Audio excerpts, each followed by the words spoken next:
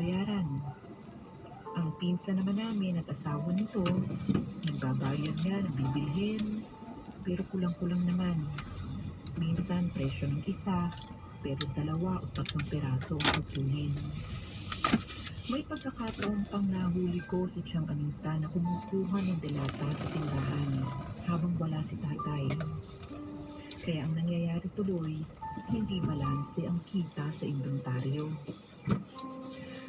Tony, hindi naman kami maramot eh. Marunong naman kaming magbahagi ng mga natatanggap namin biyaya. Pero lokohan lang ginagawa ni na Tiyang Anita.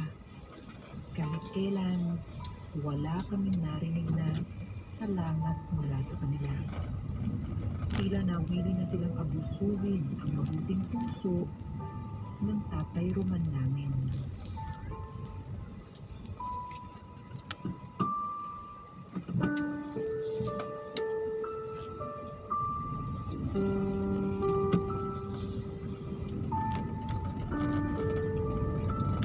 Roman, ano yung sinasabi sa akin ng anak ko na ayaw mo rin siyang pagbigyan sa pangungutang?